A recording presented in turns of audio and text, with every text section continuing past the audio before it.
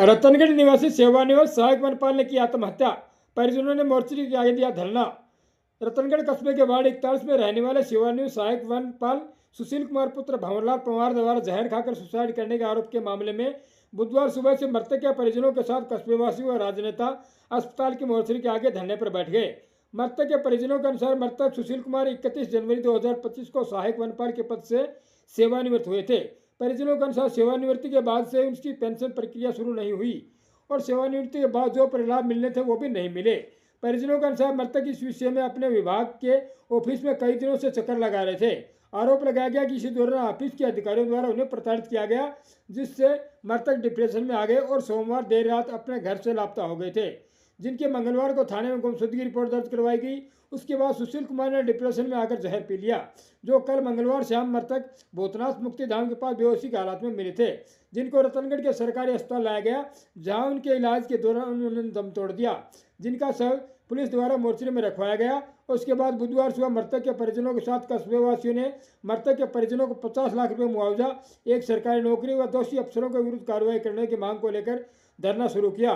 सूचना पर सहायक विधायक पुषाराम गोदारा, वरिष्ठ कांग्रेसी नेता रामचंद्र इंदौरिया, अरविंद चाकलान, रामवीर सिंह रायका, अर्जुन सिंह फ्रांसा, डीलर पुरुषोत्तम इंदौरिया सहित अन्य राजनेता जनप्रतिनिधियों ने धरना स्थल पर पहुंचकर धरने को समर्थन दिया। उसके बाद एसडीएम रामकुमार वर्मा, तहसीलदार सज्जन कुमार लाटा, वन विभाग के अधिकारी मौके पर पहुंचे और वार्ता का दौर शुरू हुआ, जो शाम 5 बजे समझौते के रूप में पुषाराम विधायक गोदारा ने और एसडीएम रामकुमार वर्मा ने बताया कि उच्च अधिकारियों से वार्ता पर सहमति बन गई है, जिसमें 31 मार्च से पहले मृतक की पत्नी के नाम से पेंशन शुरू करवाना, 20 लाख रुपए की मुआवजा, एक संविदा नौकरी के लिए राज्य सरकार की अनुशंसा और दोषी अधिकारियों के विरुद्ध जांच रिपोर्ट तैयार कर जिला कलेक्टर को भेजने का आश्वासन के बाद शाम को धरना समाप्त कर दिया गया। मतलब कर्मचारी की जिस परिस्थितियों में मौत हुई है उस पर आज से बवाल खड़ा था। बॉडी का पोस्टमार्टम अभी हुआ नहीं और लास्ट में एसडीओ कलेक्टर से वार्ता करने के बाद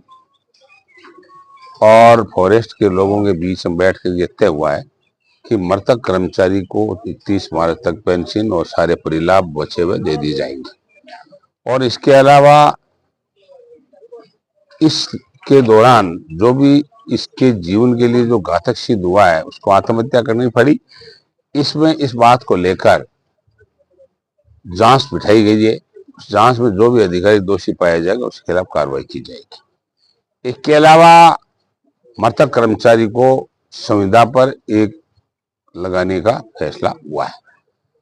इसके अलावा उसको मृतक परिवार को संबल दिया जाए, इसके लिए 20 लाख तक का मुआवजा राज्य सरकार को रिकमेंड किया गया है। इस पर सारे हमारी कमेटी जो तय हुई निर्णय के लिए, वो मृतक का परिवार और प्रशासन और हम लोग सहमति व्यक्त करने के बाद में निर्णय कर दिया गया है। इसके प्रति हमारी सहमति है। वास्तव में ये अच्छा नहीं हुआ, अन्याय हुआ है। इसकी जीवन लीला समाप्त हो गई। गरीब आदमी है, इसको लाभ मिले इसके लिए हम पूरा प्रयास करेंगे। धन्यवाद। सेवानिवृत्त कर्मचारी सुशील कुमार जी पंवार, जो पहले सहायक वनपाल के पद पर पदस्थापित थे, उनका 31 जनवरी को रिटायरमेंट हो गया था। उनके पेंशन प्रकरण तैयार नहीं हुआ था, उनको ग्रेच्युटी के पैसे नहीं मिले। जो भी सेवानिवृत्ति के बाद में परिलाभ दिए जाने होते हैं उनको नहीं मिले। उस कारण से वो व्यक्ति परेशान बताया गया है। बहुत पहले दर्ज करवा दी गई थी। अब इस दौरान में उनकी डेड बॉडी मिली, इसको लेकर के परिजन और सभी समाज के लोग यहाँ पर उपस्थित थे। उनके साथ में सहमति इस बात की हुई है कि उनके सेवानिवृत्ति के जो परिलाभ हैं उनको 31 मार्च तक वन विभाग दिलवाएगा। इस संबंध में मेरी डीएफओ साहब से बात हुई है, उन्होंने 31 मार्च तक ये परिलाभ दिलवाने के लिए आश्वासन दिया है। दूसरा, इनके परिवार के किसी एक सदस्य को संविदा पर नौकरी दिलाने के लिए प्रयास करें और 15 मार्च तक हम दिलवा देंगे। तीसरा, जो संबंधित अधिकारियों और कर्मचारियों की लापरवाही के कारण उनको सेवा परिलाभ से वंचित रखा गया था अब तक, उनके खिलाफ अनुशासनात्मक कार्रवाई के लिए तथ्यात्मक रिपोर्ट बना करके कलेक्टर साहब को हम भेजेंगे। और चौथा, इनका ये कहना था कि इनके परिवार को आर्थिक संबल सरकार के द्वारा प्रदान किया जाए, तो नियमानुसार हमारे स्तर पर ये संभव नहीं है। इसके लिए 20 लाख रुपए की सहायता देने के लिए प्रस्ताव राज्य सरकार को अनुशंसा सहित भिजवाया जाएगा। इसके बाद में परिवार के जन, सर्व समाज के लोग, माननीय विधायक साहब सभी इस बात से सहमत रहे। उसके बाद में बॉडी का पोस्टमार्टम करवा करके उनका अंतिम संस्कार करवाया जाएगा। सर, मृतक आश्रित को नौकरी को लेकर क्या कहना है? मृतक आश्रित की नौकरी के लिए कोई प्रोविज़न सरकार की ओर से नहीं है। मृतक आश्रित को नौकरी देने के एवज में हम प्रयास ये करेंगे कि हम उसको संविदा पर पदस्थापित करवा देंगे।